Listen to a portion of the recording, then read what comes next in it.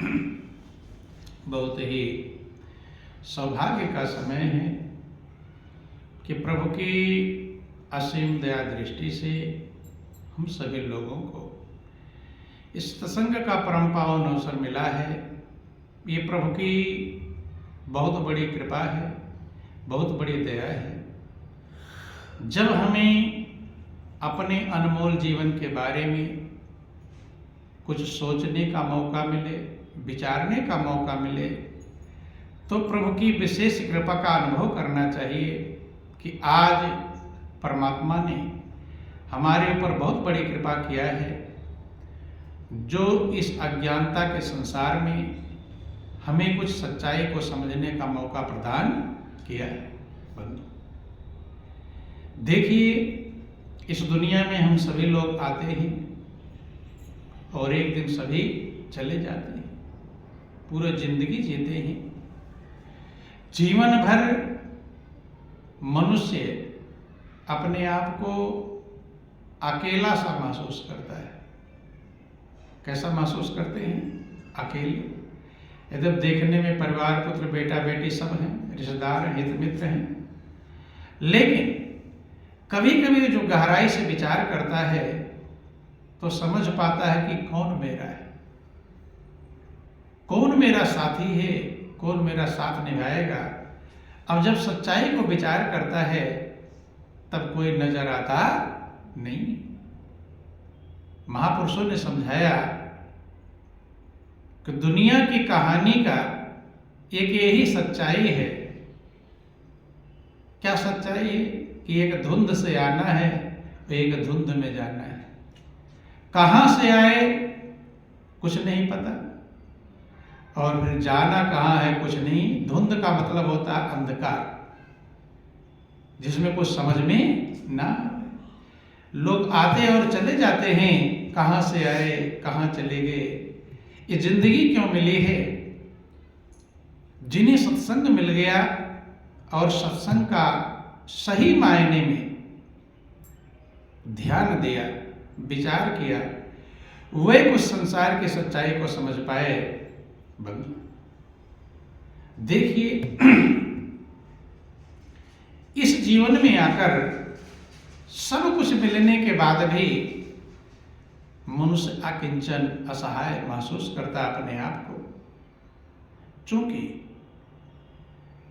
परम सहारा जिसके लिए हमारी आत्मा जन्म जन्मांतर से बेचैन है, तड़प रही है, तरस रही है, उस सहारे को पकड़ने के लिए सब प्रयत्नशील है।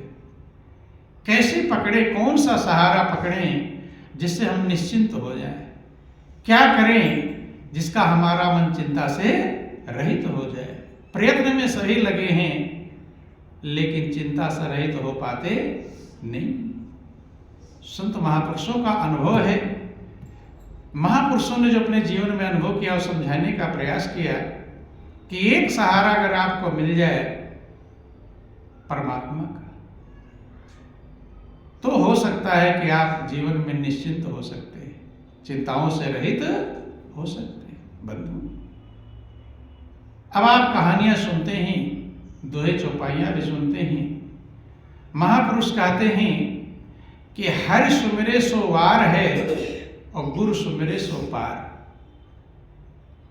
हरि को सुमरेगा तो इसी पार रह जाएगा, और गुरु को सुमरेगा तो उस पार चला जाएगा। रामायण वर्णन है, गुरु बिन भवनि तरे न कोई, जो बिरंच शंकर सम होई। लेकिन गुरु की जरूरत ही क्या पड़ेगी? गुरु की जरूरत ही तभी पड़ती है जब प्रभु की जरूरत हो। जिन्हें प्रभु की जरूरत नहीं है उन्हें गुरु की कोई जरूरत नहीं, प्रभु की ही जरूरत नहीं है। क्या जरूरत है गुरु की? बंधु हाँ, जब मनुष्य प्रभु की जरूरत का एहसास करता है कि कौन मेरा है, कौन मेरा साथी है, कौन मेरा मददगार है, कौन मेरा सहारा है, तो शास्त्रों वेदों पुराणों में पढ़ते सुनते हैं कि एक भरोसो एक बल, एक आस विश्वास। कि एक का भरोसा अगर आपको हो जाए तो प्रभु का भरोसा ऐसा होता है जो कांटों पे भी फूल का आनंद मिलता है। किसका? फूल का। और सही में अगर कोई प्रभु के भरोसे को प्राप्त करके चले, अपना कर चले, चाहे वो कुछ भी नहीं जानता है, तो कहीं ना कहीं से प्रभु की कृपा अवश्य होती है, कृपा की लहर आती है। खाली आप प्रभु का भरोसा सच्चे दिल से, ईमानदारी से, दिल में सच्चाई होना चाहिए, सही दिल के भाव होने चाहिए। अगर आपके अंदर प्रभु का भरोसा है तो प्रभु कहीं ना कहीं से कोई रास्ता प्रदान कर देते हैं बंधु। और जब उसके भरोसे पर आप बिना जाने ही चल पड़ते,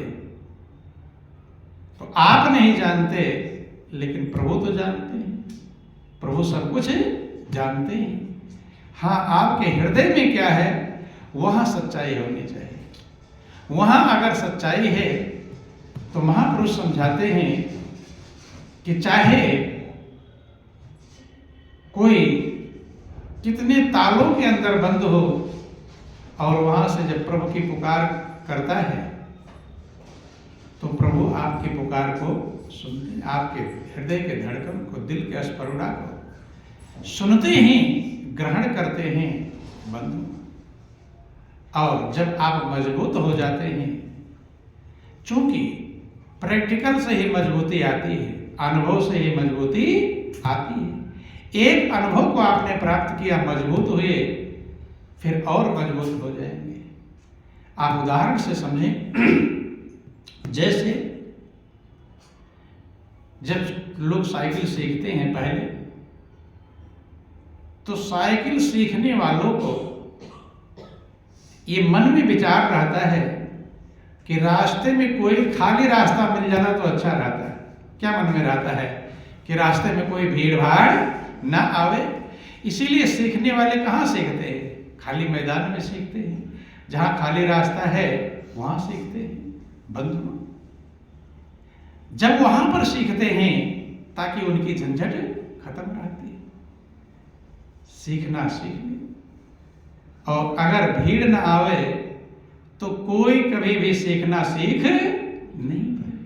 सीख ही तभी पाएंगे जब भीड़ आएगी। भीड़ ही सिखाती है सही में। एक व्यक्ति खाली रोड पर खूब साइकिल चलाना जानता हो या गाड़ी चलाना जानता हो, खाली रोड पर चलाता है, भीड़ कभी मिला नहीं, तो सीखा हुआ कहलाएगा? वो सीखने में योग्य नहीं है। वही सीखने में योग्य कहलाता है जो भीड़ में चलाता है। सीखने वाले के मन में क्या रहता है कि एक आध आ जाएगा तो पार कर दूंगा, लेकिन ज्यादा भीड़ आ जाएगी दिक्कत है। एक आध व्यक्ति आ गए, डगमग डगमग करता हुआ पार कर गया। एक व्यक्ति को पार कर गया तो विश्वास हो गया। क्या हो गया? अनुभव से ही विश्वास होता है। एक व्यक्ति को पार कर गया, अब मन में है कि एक आ जाए, अब कोई दिक्कत नहीं। पहले तो एक से भी डरता था, कोई रास्ते में कभी उसी से जाकर हैंडल टकरा ना जाए। लेकिन जब एक दो को पार कर गया तो अब विश्वास आ गया। अब सोचता है एक दो आ जाएंगे, पार कर देंगे, कोई दिक्कत नहीं। दो चार आ जाएंगे तो दिक्कत है। कभी कभी सीखने वाले उतर जाते हैं साइकिल से, देखते ज्यादा भीड़ आ रही है, पैदल लेकर चलते हैं बंधु। फिर दो चार को भी हिम्मत से कैसे कैसे करके पार किया, क्योंकि सीखने के लिए भीड़ में से गुजरना आवश्यक है बंधु। दो चार को ही पार कर लिया।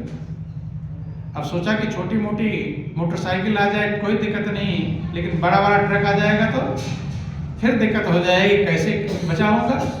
ट्रक तो इतना चौड़ा होता है बंधु। छोटी गाड़ी, बड़ी गाड़ी, जैसे जैसे वो भीड़ उसे मिलती गई, ऐसे ऐसे वो पारंगत हो जाता है, अनुभव से योग्य होता जाता है।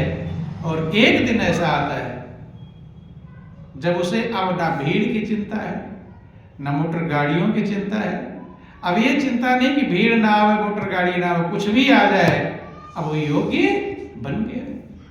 ऐसे ही प्रभु के प्रेम का मार्ग है, प्रभु के भक्ति का मार्ग है बंधु। ये भी अनुभव से चलता है। अनुभव से ही आपको विश्वास होता है, बिना अनुभव के विश्वास नहीं बंधु। ऐसे रामायण गीता भागवत सभी सुनते रहते, पढ़ते भी रहते हैं कि उस भक्त को ने प्रभु को पुकारा, ऐसी घटना घट गई, ये हो गया, वो हो गया, सुनते रहते। लेकिन अपने ऊपर विश्वास तब होगा जब आपको अपना अनुभव होगा। दूसरे के अनुभव से काम चलने वाला नहीं। अपना राम आपको ढूंढना पड़ेगा, उधारी से काम चलने वाला नहीं। दूसरे का अनुभव शास्त्र वेद पुराण में लिखा हुआ है, उससे आप शिक्षा तो ले सकते हैं, लेकिन आपको अपना अनुभव प्राप्त करना पड़ेगा। बहुत लोग साइकिल चलाते हुए जा रहे सीखे, उनका सीखा हुआ आपके काम नहीं आएगा। हम उनसे शिक्षा ले सकते हैं, ऐसे चलाना, ऐसे चलाना, लेकिन आपको अपना प्रैक्टिकल अनुभव करना पड़ेगा। ऐसे जिंदगी की राहों में, जीवन की मंजिल में आपको अपना अनुभव चाहिए। आपका प्रभु के मार्ग में क्या अनुभव है? अगर आपका अनुभव है, वही आपको मजबूत बनाएगा, वही पक्का बनाएगा, वही विश्वास दिलाएगा। क्योंकि बिना विश्वास के भक्ति संभव नहीं।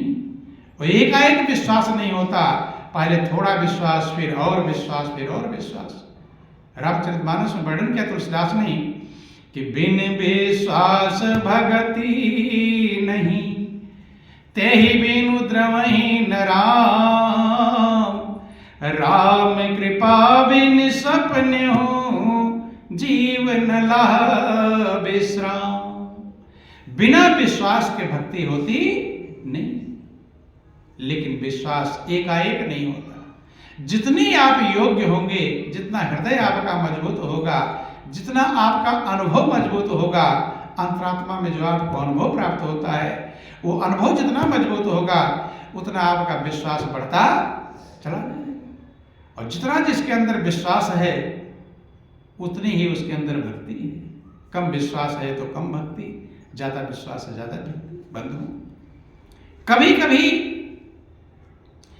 मजबूत विश्वास वाले भी डगमग हो जाते हैं। क्या हो जाते हैं? डगमगा जाते हैं। जब संकट पड़ता है, कुछ दिखाई नहीं पड़ता, कुछ उपाय नहीं दिखाई पड़ता, तो प्रभु के भरोसे में भी कमी आ जाती है। क्या जाती है? डगमगा जाते हैं। बंधु देखो, ध्यान देना, जिक्र आता है अर्जुन का। अर्जुन महाभारत की लड़ाई में एक से एक वीरों को परास्त करते हैं। महाभारत का जिक्र आता है कि अर्जुन कहीं गए हुए थे और उसी समय कौरवों ने चक्रव्यूह की रचना कर दिया। किसकी रचना कर दिया? चक्रव्यूह। चक्रव्यूह का अभिप्राय होता है कि एक चक्र से पार करेंगे, दूसरे चक्र में पहुंचेंगे, दूसरे से पार करेंगे, तीसरे चक्र में पहुंचेंगे। अर्थात चक्र को पार करना आसान काम नहीं। बंधु, मनुष्य के जीवन ही एक चक्रव्यूह है। क्या है? चक्रव्यूह है। जब आप किसी झंझट में पड़ जाते हैं, कोई पूछता है क्या हाल चाल है, और चक्कर में पड़ गया हूं, क्या कहते हैं? चक्कर में।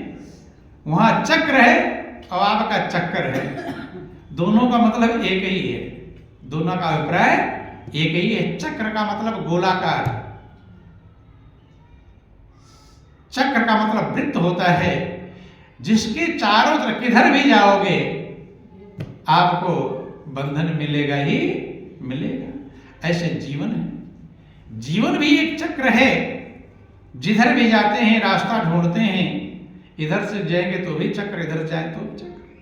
और चक्र व्यूहों पर सेनापति महारथी सेनाएं खड़ी रहती थी, उस चक्र को पार करने देते नहीं थे।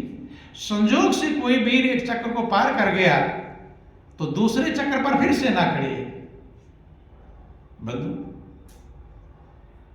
तो उस महाभारत के युद्ध में कौरवों के वीर सेनाइयों की चक्र की सेना थी, और आपके जीवन में माया की सेना मौजूद है। कौन सी सेना मौजूद है? माया की। रामचरितमानस वर्णन किया गया कि व्यापी रहो संसार महु, माया कटक प्रचंड, सेनापति कामादि भट, दंभ द्वेष पाखंड। संसार में माया की सेना फैली हुई। किसकी सेना फैले ही? व्याप रहे हो संसार में हो। माया कटक प्रचंड, कटक माने सेना, प्रचंड माने बहुत मजबूत सामर्थ्यवान। माया की सेना कमजोर नहीं है। जो माया सारे संसार को नचा रही है उसकी सेना कमजोर है कि बलवान? कि जो माया सब जगह ही नचावा, जासु चरित लखिकाहु न पावा। जो माया सारे संसार को नचा रही है और कैसे नचा रही है ये चरित्र लोग देख पाते नहीं, नाचते रहते। माया बस नर सकल गोसाई, नाचे नट मरकट की नाच ले बंधु। तो इस माया का चक्कर, कहते ना माया के चक्कर में पड़ गए हैं। चक्र और चक्कर एक ही है बंधु। अर्जुन कहीं बाहर गए थे, कौरवों ने चक्रव्यूह की रचना कर लिया। जब चक्रव्यूह की रचना कर लिया, ललकारा पांडवों को, अब युद्ध के लिए तैयार हो जाओ। पांडवों को खबर मिली, सब घबरा गए। भीम, युधिष्ठिर, नकुल, सहदेव जितने थे। क्यों घबरा गए? क्योंकि चक्र का भेदन करना अर्जुन जानते थे और दूसरा कोई महारथी जानता नहीं था। और अर्जुन अनुपस्थित हैं, उपस्थित नहीं है। कौरव ललकार रहे हैं, सब चिंता में पड़े हुए कि हमारी सेना का हार हो जाए। तो वहीं एक बालक अभिमन्यु बैठा हुआ था। अभिमन्यु ने पूछा कि चाचा लोग, आप लोग क्यों चिंता कर रहे हो? समझाया कि बेटा चक्रव्यूह की ऐसी रचना है जिसका भेदन सिर्फ अर्जुन को आता है। हम सब लोगों में कोई भी चक्रभेदन जानता नहीं। और अर्जुन बाहर गए, अनुपस्थित हैं और दुश्मन ललकार रहा है सेना। अगर हम युद्ध नहीं करने गए तो कायर कहलाएंगे, युद्ध करने गए तो हार जाएंगे। दोनों विधि से दिक्कत है। अभिमन्यु ने कहा आप लोग चिंता मत करो, मैं चक्रभेदन तक जानता हूं, मैं चक्रव्यूह को तोड़ना जानता हूं। लेकिन 6 चक्र मैं तोड़ सकता हूं, 7वां चक्र तोड़ना मेरे बस की बात नहीं। कि तुम कब से गए? अभिमन्यु कहते जब मैं मां के गर्भ में था। कहां था? मां के गर्भ में। तो पिताजी अर्जुन मां को चक्रव्यूह की रचना और उसका भेदन सिखा रहे थे। कैसे चक्रव्यूह को तोड़ा जाता है ये विधि बता रहे थे। तो मैं गर्भ में ही सीख गया। कहां सीख गया? गर्भ में। इसीलिए जब माताएं गर्भवती होती हैं तो माताओं को कहा जाता है कि अच्छे विचार, शुभ लक्षण, सही भाव, क्योंकि जैसा विचार, जैसा संगत, जैसा असर पड़ेगा और बाल संस्कार ग्रहण करता है बंधु। इसलिए वही संस्कार चालू हो जाते हैं। लोगों में थोड़ा खुशी की लहर, लेकिन 7वां द्वार तो भीम बलशाली थे कि 7वां द्वार तो अपनी गदा से ही तोड़ दूंगा। किससे तोड़ दूंगा? गदा से। इतना बल है, एक गदा मारूंगा द्वार टूट जाएगा। लेकिन बुद्धि और बल में बहुत अधिक अंतर होता है। हर जगह बल नहीं कार्य करता। यस्य बुद्धि तस्य बलम। जिसके पास बुद्धि है उसी के पास बल है। बुद्धिमान बलवान को भी हरा देता है। वही कभी कभी आप लोग कहानी सुनते हैं कि एक शेर जानवरों को डेली खा जाता था, उनके परिवार वाले नष्ट हो जाया करते थे। सबने मीटिंग किया। शेर ने कहा भाई हमारा भोजन यही है, मैं अगर मारूंगा नहीं तो खाऊंगा क्या, भूखों मर जाऊंगा क्या।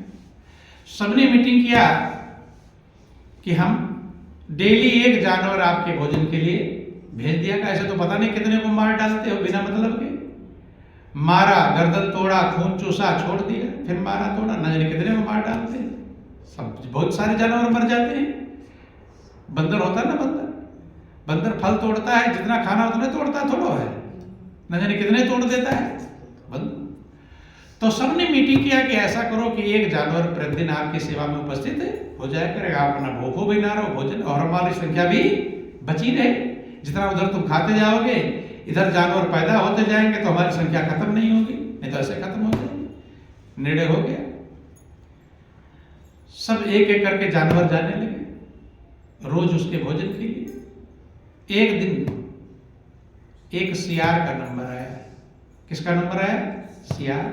इसे गिदड़, कहीं कहीं लड़ैया भी कहते हैं, जयकाल से आप कहते हैं। तो उसका नंबर आया। शेर इंतजार कर रहा है, घंटे 2 घंटे 3 घंटे लेट हो गया। जब लेट हो गया, देखो बहुत लेट पहुंचा। शेर एकदम क्रोध में लाल था, भूख के मारे। भूख पर वैसे गुस्सा लग जाता है लोगों को, मनुष्य को भी गुस्सा लग जाता है। ज्यादा देर हो जाए भोजन में तो खुशी मिलती, गुस्सा क्या आता है? गुस्सा आता है। शेर 2-3 घंटे हो गए, भोजन नहीं मिला, तब क्रोध में लाल है। जब वो गीदड़ पहुंचा, सियार क्रोध में एकदम लाल, फटकार लगाने लगा कि तुझे डर नहीं है मेरा? तो इतना देर कर दिया आने में, मैं भूखा हूं। कि हुजूर मेरी गलती नहीं, थोड़ा मेरी बात आप सुन लो। क्या सुन? कहे कि तुम्हारे जैसा एक दूसरा शेर मिल गया था रास्ते में। अब वो कह रहा था कि मैं तुझे खाऊंगा। मैंने कहा नहीं, मेरा आहार, मैं आज आहार बनूंगा जंगल के राजा, राजा साहब का आहार बनने जा रहा हूं। तुम्हें मैं अपना भोजन कराने वाला नहीं। दौड़ाता रहा इधर से उधर, इधर से उधर, कि किसी तरह जान बचाकर उससे आया। भागने में इधर से भाग तो उधर जा, तुम्हारी तरफ आने नहीं देता था। बड़े मुश्किल से उससे जान बचाकर आया। क्या अच्छा? तो कहते ना, जंगल में एक शेर होता है, राजा होता है। मनुष्य का भी स्वभाव है कि मेरे जैसा दूसरा ना दिखाई पड़ जाए। होता है कि नहीं होता? दूसरा हो जाए झंझट हो जाता है बंद। अब शेर की भूख तो गायब हो गई। अब क्या विचार आ गया कि मेरे जैसा दूसरा, फिर मेरे जानवरों को जो मेरे लिए आ रहे वो खाता जाएगा। मेरी समस्या पहले उसी से निपटूं, भूख तो बाद में देख लूंगा। किससे निपटूं? उसी से कि चल मुझे बता, आप तो उसका काम तमाम करूंगा, पहले उसी को खत्म करूंगा। क्या करूंगा? उसी। अब चलता चला गया, लेवा करके एक कुएं के पास गया। किसके पास गया? कुएं के पास। कहे हुजूर इसी कुएं में छिपा बैठा है। किस में छिपा बैठा? इस कुएं में छिपा बैठा बंधु। शेर ने कहा अच्छा, फिर तो और कहीं जंगल में भाग भी नहीं पाएगा। कुएं में जब झांका तो पानी में शेर को अपनी परछाई दिखाई पड़ी। क्या दिखाई पड़ी? अपनी परछाई। जब परछाई दिखाई पड़ी, शेर एकदम गुर्राया, गर्जना किया। जब शेर ने गर्जना किया तो कुएं का नियम है, कुएं में कुछ बोलोगे रिपीट आएगा, वापस आता है, प्रतिध्वनि आती है। जब तेज गर्जना किया तो वापस प्रतिध्वनि आई। तो चेहरा भी दिखाई पड़ रहा है, आवाज भी आ रही है। उसे पक्का हो गया कि ये शेर है। उसको मारने के लिए कुएं में कूद गया। जब कुएं में कूद गया तो फिर लौटेगा कैसे? अर्थात वो शेर कुएं में डूबकर मर गया। इसलिए कहा गया यस्य बुद्धि तस्य बल। जिसके पास बुद्धि है उसी के पास बल। बंधु, जब भीम ने कहा कि 7वें द्वार को मैं अपनी गदा से तोड़ दूंगा, सबने कहा चलो भाई, एकदम लड़ने के लिए तैयार हो गए। अभिमन्यु चक्रव्यूह का भेदन जानता था, फटाफट द्वारों को तोड़ता हुआ आगे बढ़ गया। लेकिन और जो महारथी थे, कौरव पक्ष के सेना, और लोगों को अंदर जाने ही नहीं दिए, अंदर नहीं जाने दिए। क्यों? उनको चक्रव्यूह का भेदन आता नहीं था। वो यहीं रुक गए। जब यहीं रुक गए तो आगे कैसे? अकेला अभिमन्यु, ध्यान देना, बोलिए प्रेम से गुरुदेव महाराज की। अकेला अभिमन्यु अंदर गया, सातवें द्वार का उसे ज्ञान नहीं था, फिर भी पहुंचता चला गया। लेकिन सब कौरव पक्ष के सेनाओं ने नियम का उल्लंघन करके, एक वीर के साथ एक वीर लड़ेगा जो नियम है, ऐसा न करके सोचा कि तो पूरा पार कर जाएगा। बंधु घेर करके उसे मारने का प्रयास किया और यहां तक को जयद्रथ ने पीछे से गदा मार दिया उसके पीछे से, जबकि सेना का नियम है वार सामने से होता से पीछे से होता नहीं। अभिमन्यु के सिर पर पीछे से गदा का वार कर दिया, अभिमन्यु की मृत्यु हो गई। अन्यायपूर्वक, ध्यान देना। इसीलिए कभी आपने सुना होगा भगवान कृष्ण अर्जुन से कहते हैं, अर्जुन मारो इन आलताइयों को। जबकि कौरव पक्ष में पितामह भीष्म, द्रोणाचार्य, कृपाचार्य, आचार्य, कर्ण, विकर्ण, कितने सारे एक से एक योग्य थे, धर्माचार्य थे, आचार्य लोग थे, भीष्म पितामह जैसे त्यागी तपस्वी बंधु ब्रह्मचारी थे, जिन्होंने जो निर्णय कर लिया उसका पालन किया। सत्यव्रत नाम था उनका। लेकिन भगवान कृष्ण सबको क्या गिना रहे हैं? आतताई। आतताई की संज्ञा दे रहे हैं, क्योंकि अधर्म का साथ देने वाला भी अधर्मी कहलाता है। दुर्योधन का साथ दे रहे हैं कैसे? जो साथ दे रहे हैं तो वह भी उसी पक्ष में गिने जाते हैं। जब अभिमन्यु मारे गए, अर्जुन को बहुत दुख हुआ। अर्जुन ने प्रतिज्ञा कर लिया कि आज सूर्य डूबने से पहले अगर मैंने जयद्रथ का वध नहीं कर दिया तो मैं चिता में जलकर अपनी शरीर का अंत कर दूंगा, जीवन का अंत कर, चिता अगले जाकर चिता में जल जाऊंगा। ये प्रतिज्ञा कर लिया। अब जयद्रथ छुप गया, पूरी कौरव सेना में हाहाकार मच गया। अर्जुन की प्रतिज्ञा की है, जयद्रथ को एकदम ऐसी जगह ले जाकर छिपा दिया। अर्जुन ढूंढते रहे लेकिन जयद्रथ मिला ही नहीं। जब मिला नहीं तो मारेंगे कैसे? शाम होने का समय आ गया। जब शाम होने का समय आ गया, अब लगा कि अब अंधकार हो गया, अब क्या मारेंगे? सूर्य छिपने से पहले अंधकार हो गया, सूरज छिप गया। अर्जुन ने कहा कि प्रभु अब मैं अपनी प्रतिज्ञा पूरी करूंगा। चिता जला दी गई। अर्जुन के अंदर प्रभु का, देखो, जिसको विराट स्वरूप का दर्शन हुआ था, जो भगवान कृष्ण के अनुसार पूरी महाभारत की लड़ाई में विजेता किस श्रेणी में गिना जा रहा था, वही अर्जुन जब ऐसे संकट में आया तो उसका विश्वास डगमगा गया। अर्जुन कृष्ण से कहता है कि तुम तो कह रहे थे, तुम तो खाली निमित्त मात्र खड़ा हो जाओ, युद्ध तो मैं लड़ूंगा। क्या कह रहे थे? तुम तो सिर्फ निमित्त हो, ये सब कर्म मैं करूंगा। सारा ज्ञान, महापुरुष कहते भूल जाए सब ज्ञान। जब ऐसा समय आता है तो मनुष्य का ज्ञान भूल जाता है। अर्जुन भी उल्टी सीधी बातें करने लगा। तुम तो कह रहे थे अर्जुन, तू तो सिर्फ निमित्त मात्र बन जा, धनुष लेकर खड़ा हो जा, सारा कार्य मैं करूंगा। आज क्या हो गया? मेरे जलने का नंबर आ गया, अब मेरे मरने का नंबर आ गया। उल्टी सीधी बातें करनी। देखो, द्रौपदी ने भी उल्टी सीधी बातें कृष्ण को फटकार लगाई थी। तो भक्त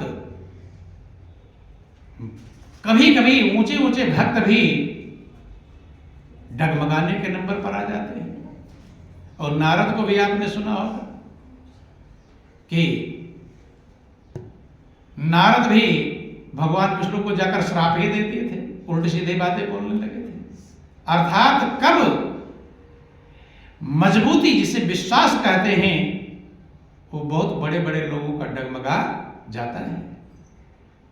लेकिन प्रभु का ऐसा भरोसा होता है, प्रभु की कृपा ऐसी होती है, वो हर समय कृपा की बरसात होती रहती है। जीव समझ पावे चाहे ना समझ पावे। जब अर्जुन कह रहे हैं कि आज मेरा सब कुछ लुट गया, मेरा बेटा ही मर गया, मैं जीवित रहकर क्या करूंगा। मैंने एक प्रतिज्ञा किया और आपके रहते हुए मेरी प्रतिज्ञा भी पूरी नहीं। कृष्ण के प्रति थोड़ा उसके अंदर में विचार आ गया उल्टा। ले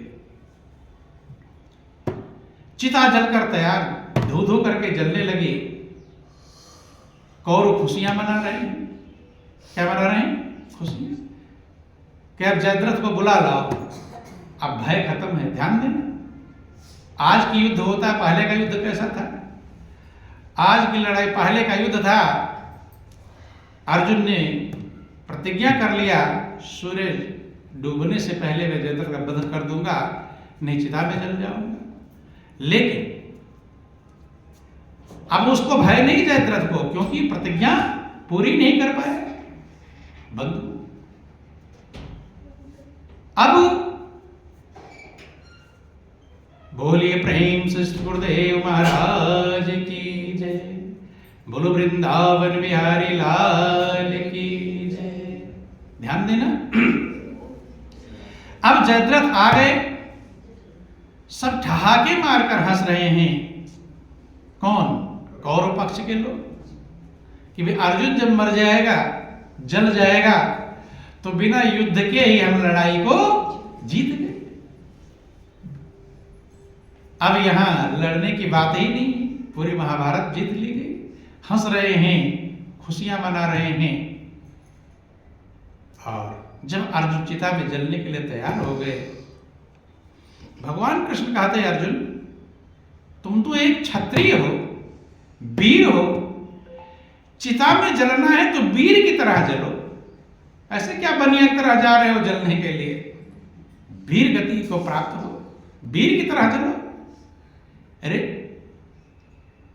धनुष पर बाण चढ़ा करके, हैं, वीर आसन में बैठ करके, निशाने पर बाण को अपने निशाने पर निशाना लगा करके तब चिता में जलो, वीर की तरह जलो। जलना ही है तो ध्यान देना। कौरव पक्ष के लोग हंस रहे हैं कि देखो अर्जुन मरने जा रहा है, जलने जा रहा है, अब भी उपदेश देना छोड़ा नहीं। अहिरे ठहरा, क्या ठहरा? अहिर ही है। कहते यादव को 60 साल तक अब बुद्धि नहीं होती, कि मतलब वो जलने जा रहा है। कौन? अर्जुन। उसका मौत का समय आ गया है, लेकिन अभी भी उपदेश देने से बाज नहीं, अभी उपदेश दे रहे हैं कि वीर की तरह, वीर मरना जलना है। अर्जुन भी थोड़ा डगमगाया था, लेकिन आज्ञा का पालन किया था। जैसा कृष्ण ने कहा, धनुष पर बाण चढ़ाया, वीर आसन में बैठा। अब तो जयद्रथ घूम रहा है, सामने ही मौजूद है, अब उसे भय क्या है? उन्होंने कहा कृष्ण ने कि निशाने पर, लक्ष्य पर निशाना लगा करके, लक्ष्य जो है उसके गर्दन पर निशाना लगा करके तब चिता में जब वीरासन में बैठ करके, जब वीरासन में बैठ गए और जयद्रथ के गले पर निशाना लगाकर बैठे, तभी जिक्र आता है, तो कहीं कहीं जिक्र आता है कि कृष्ण ने सुदर्शन चक्र से सूर्य को ढक लिया था। और विज्ञान की भाषा में आप समझो तो बादल भी ढक सकता है सूर्य। दोनों बातें जैसा आप समझ लें बंधु। बादल हटा, चक्र सुदर्शन हटा बंधु। कृष्ण कहते हैं अर्जुन अब जलने की जरूरत नहीं है, निशाना लगा हुआ है, अब चूकना मत। अभी सूरज देखो, अभी दिखाई पड़ रहा है, अभी सूरज डूबा नहीं। तुरंत ही बाण का संधान किया, उसकी गर्दन कट गई और गर्दन कट कर जाकर जयद्रथ के पिता के हाथ में गिरी। कहां गिरा? वो कोई अपना पूजा कर रहे होंगे, हाथ में ही गिरा। संध्या कर रहे थे उसके पिता, और कुछ ऐसा वरदान होगा कि वो भी जैसे उसके हाथ में गिरा तो वो भी भस्म हो गए, जल गए। बंधु, अर्थात इस उदाहरण से समझें, अर्जुन का भी विश्वास डगमगा गया कृष्ण के प्रति, लेकिन महापुरुष कहते हैं मौत का भी समय आ जाए लेकिन प्रभु के विश्वास को कभी आपको डगमगाने देना नहीं चाहिए। प्रभु असंभव को संभव कर सकते हैं एक पल में, कि साईं से सब होत हैं बंदे ते कछु नाई, राई ते पर्वत करे पर्वत राई मां। बंधु, एक पल में प्रभु असंभव को संभव कर सकते हैं। इसलिए कितना भी कठिन घड़ी आ जाए, कितना भी संकट का समय आ जाए, सब कुछ लुटने का समय आ जाए, यहां तक कि मौत का समय आ जाए, लेकिन प्रभु के विश्वास में डगमगाहट नहीं आनी चाहिए। भरोसा रहना चाहिए, क्योंकि प्रभु सामर्थ्यवान है। उसके भरोसे के आप छोड़ सकते हैं जिसके पास सामर्थ्य नहीं, उसके विश्वास में कमी हो सकती है, लेकिन जो सामर्थ्यवान है उसके विश्वास में कभी डगमगाना नहीं चाहिए। बंधु, जब आप मजबूत रहेंगे, प्रभु आपके दिल के हर पुकार को, हर भाव को, हर विचारधारा को समझते हैं, लेकिन विश्वास धीरे धीरे मजबूत होता है। जैसा जैसा आप अनुभव के रास्ते पर गुजरेंगे, ऐसे ऐसे आपका विश्वास मजबूत होता जाएगा, और एक समय ऐसा आ जाएगा कि 1% भी विश्वास में कोई कमी रहने वाली नहीं। बंधु देखो, जब आपके विश्वास की मजबूती होती है, प्रेम की चाह की मजबूती होती है, तो प्रभु ही कहीं ना कहीं से कोई संत सदगुरु को आपसे मिला देते हैं। किससे मिलाते हैं? संत सदगुरु से। कोई उपाय नहीं रहता, कोई रास्ता नहीं रहता, कैसे क्या होगा समझ में नहीं आता, लेकिन जब आपके अंदर प्रभु की चाह जागृत हो जाए। किसकी चाह? प्रभु की चाह जागृत हो जाए। जैसे गर्मी के सीजन में जब धरती तपती है, खूब तप जाती है, कहीं कहीं जमीनें भी फट जाती हैं गर्मी के मारे, तब ठंडी हवाओं की लहरें, बादल बनते हैं और बारिश होती है, उसकी धरती की प्यास बुझती है। ऐसे हमारे हृदय में जब सच्चाई की प्यास होगी, सत्यता की प्यास होगी, प्रभु के प्रेम की प्यास होगी, उस परम सहारे की प्यास होगी, तो प्रभु ही कहीं ना कहीं से कोई उपाय करके संत सदगुरु से आपको भेंट करा देंगे। क्या करा देंगे? भेंट करा देते हैं। और जब भेंट करा देते हैं, तब सदगुरु अपने रास्ते को संभाल लेते हैं। क्या करते हैं? संभाल लेते हैं। सदगुरु मिल जाए तो कैसा भी पतित से पतित हो प्राणी पावन बन जाता है, नीच भी महान बन जाता है, और अधम भी मुक्ति को प्राप्त कर लेता है। चूंकि सदगुरु हमारे विकारों को काट देते, छांट देते हैं। जैसे एक कुम्हार मिट्टी के एक एक रेशे को, कंकड़ को निकालता है, जो मिट्टी जमीन पर पड़ी हुई थी उसमें पानी भरता, सड़ती गलती थी, बदबू करती थी, कीड़ा मकोड़ा पैदा होते, तालाब से जो मिट्टी लाते हैं बंधु, वही मिट्टी जब कुम्हार के हाथ में पड़ जाती है तो वो घड़ा बन जाती है। क्या बन जाती है? घड़ा।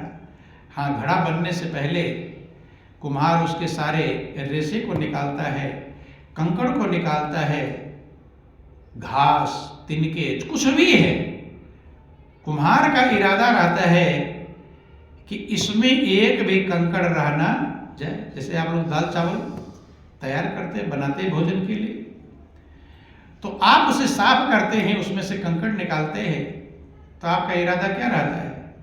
इसमें कोई कंकड़ रह जाए, सब निकल जाए। यही हाल सदगुरु का होता है। गुरु महाराज जी हर कंकड़ को निकालना चाहते हैं, चूंकि भोजन के समय एक भी कंकड़ दांत के नीचे आ जाएगा तो वही आपके स्वाद को बेकार कर देगा, हो सकता थूकना पड़ जाए, अंदर नहीं खा पाएंगे। तो ऐसे जिंदगी के जीव जो आप जी रहे हैं, इस जिंदगी के एक एक दुर्गुणों को, विकारों को निकालने का कार्य सदगुरु करते हैं। आप लोग दोहा भी सुनते हैं कि गुरु कुमार शिष कुंभ है, गढ़ गढ़ काढ़े खोट, अंतर हाथ सहार दे, बाहर मारे चोट। गुरु महाराज जी कुम्हार के समान होते हैं और शिष्य मिट्टी के समान होता है, घड़े के समान। गढ़ गढ़ काढ़े खोट, सारे रेशे निकालता है। रेशे निकालने के बाद मिट्टी कितनी बार काटता है, छांटता है, गिनती वो गिनता नहीं कि 4 बार अलट पलट लिया, अब लाओ चाक पे चढ़ा दो। गिनने का मतलब नहीं, उसका मतलब जब तक सारे रेशे निकल ना जाए, चाक पर चढ़ाता है, उसे नचाता है, चक्कर खिलाता है। उसको ये चिंता नहीं होती कि मिट्टी को चक्कर आ जाएगा, चिंता होती है कितनी बार घुमाएगा, कोई भरोसा नहीं। घड़े बनाता है, धूप में सुखाता है, आग में पकाता है, और पकाने के बाद एक एक को बजा बजा कर देखता है आवाज आ रही कि नहीं।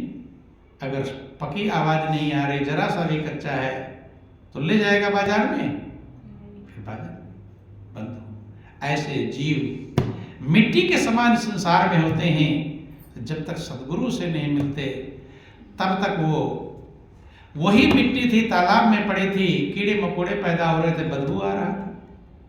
लेकिन उसी का जब घड़ा बन जाता है तो कैसा पानी रख दो, वो घड़ा उसको भी शुद्ध कर देगा। क्या कर देगा? शुद्ध कर देगा। जो विकारों वाला पानी, आप देखो, ध्यान देना, पहले खुद अशुद्ध था। क्या था? पहले वो मिट्टी खुद अशुद्ध थी, बदबू आ रहा था, कीड़े मकोड़े पड़ रहे थे। अब वही मिट्टी ही तो है, घड़ा बन गया तो क्या हो गया? है जो का तो मिट्टी है, तो तब भी मिट्टी, अब भी मिट्टी, लेकिन दोनों मिट्टी में अंतर है। सदगुरु के हाथ में आ गया, वो मिट्टी अलग है। आप भी रहते वही हैं। ऐसा नहीं कि आपका पूरा शरीर बदल जाता है, आपके भाव बदल जाते हैं, विचार बदल जाते हैं, मन बुद्धि बदल जाती है, लक्ष्य बदल जाता है, हृदय के विकार बदल जाते हैं। अब वो घड़ा, जो मिट्टी पहले बदबू करता था, कीड़े मकोड़े पड़ते थे, अब जब घड़ा बन गया तो अशुद्ध पानी को भी शुद्ध करने का काम कर रहा है। देखो, फिल्टर भी लोग लगवाते हैं, फिल्टर में भी वो बात नहीं बनती जो घड़े में बनती है। फिल्टर इतना सारा उसके जो सही तत्व आपके शरीर के लिए वो भी निकाल देता है।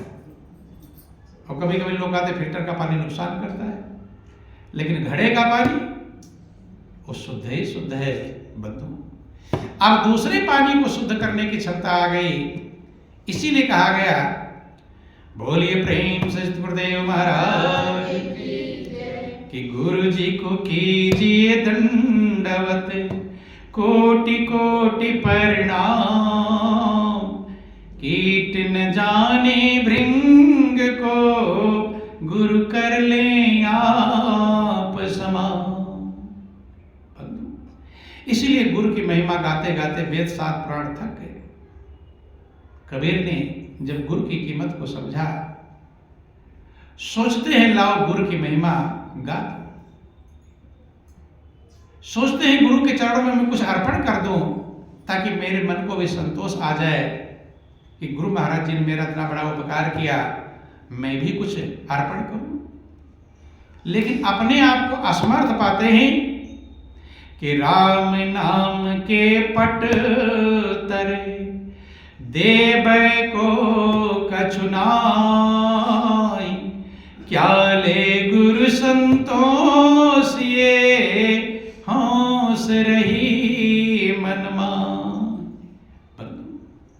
कहते जो प्रभु का सहारा गुरु महाराज जी ने पकड़ाया है, परमात्मा का सहारा दिया है, अचल सहारा, अमर सहारा, जो सहारा कभी छूटने वाला नहीं, इसको कोई छुड़ा नहीं सकता। उसके बदले मैं क्या अर्पण करूं, ये तमन्ना, ये हौसला हमेशा मेरे दिल बना था, मैं क्या कर डालूं। कहते हैं उसके बदले देने को कुछ भी नहीं, असमर्थ पाते हैं आपको। इसलिए गुरु की महिमा गाते गाते वेद शास्त्र पुराण थक गए, लेकिन गा नहीं पाए बंधु। इसलिए आज गुरु शंकराचार्य ने कहा था, गुरुर् ब्रह्मा गुरुर् विष्णु गुरुर्देवो महेश्वरः गुरुर् साक्षात परब्रह्म तस्मै श्री गुरुवे नमः। बोलिए प्रेम से गुरुदेव महाराज की। श्री सच्चिदानंद